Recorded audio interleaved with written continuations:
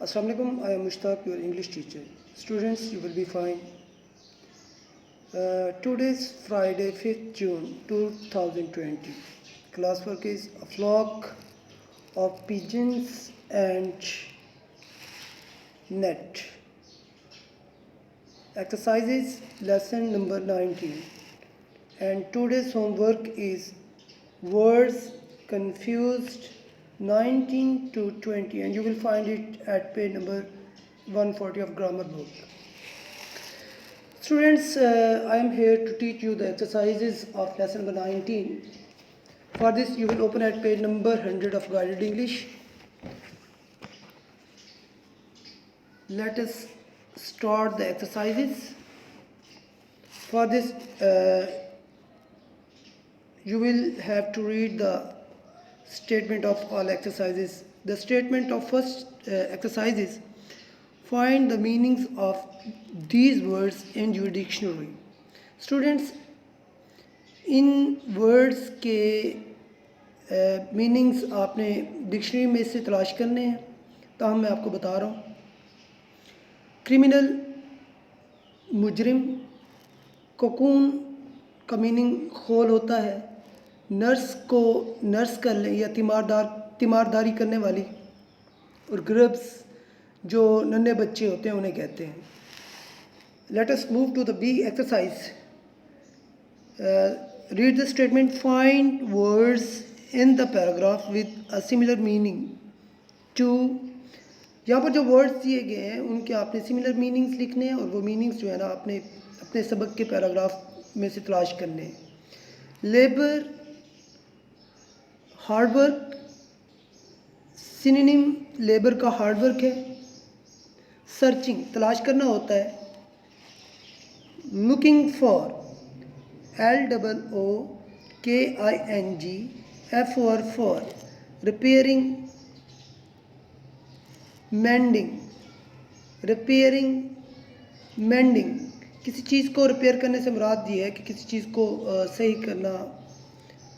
और अर्थ, सॉइल. मट्टी, यहाँ पर इसका मीनिंग है अर्थ, सॉइल. SOIL, soil. डिफेंड, हिफाजत करना.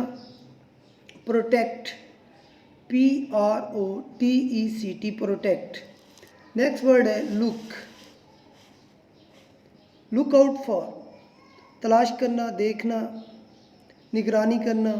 Watch, WATCH, watch. ऑर्डर. बू को कहते हैं स्मेल, SMELL, स्मेल. अलॉट, बहुत ज़्यादा. प्लेंटी या फिर plenty of, PLENTYOF, of, plenty of. See exercise.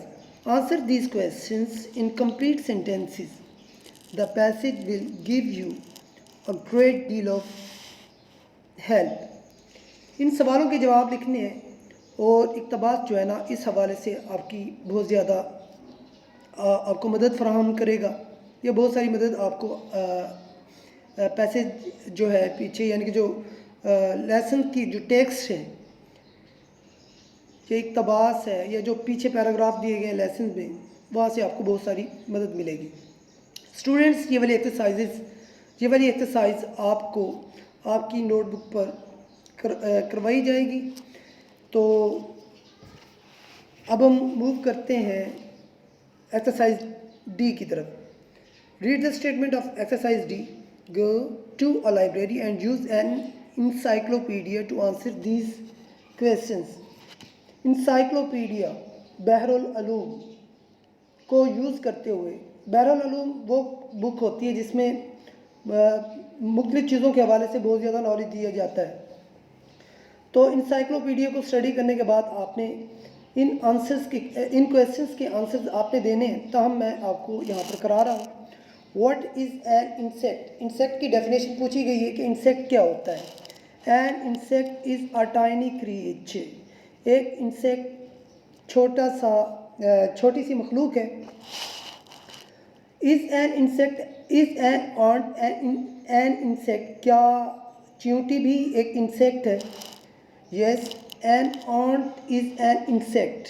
हाँ, चींटी एक इंसेक्ट है। Is a bee an insect. क्या शहद की मक्खी भी इंसेक्ट है? Yes, a bee is an insect. जी हाँ, बी भी, यह शहद की मक्खी भी एक इंसेक्ट है। इंसेक्ट का एक अपना स्पेसिफिक स्ट्रक्चर होता है, आप लोगों ने यकीनन इसको साइंस के सब्जेक्ट में भी पढ़ा होगा। क्वेश्चन नंबर 4 जो है वो है, is a worm N insect. क्या जो एक कीड़ा होता है वो भी एक इंसेक्ट होता है? No, a worm is not an insect. नहीं जनाब, जो कीड़ा होता है वो एक इंसेक्ट नहीं होता। उम्मीद है कि आप इसको अच्छी तरह से पढ़ेंगे। और इसमें जो बी और सी एक्सरसाइज है ये एग्जामिनेशन पॉइंट ऑफ व्यू से बहुत अहम है और आपने इनको अच्छी तरह से तैयार करना है। Have a nice time. Allah.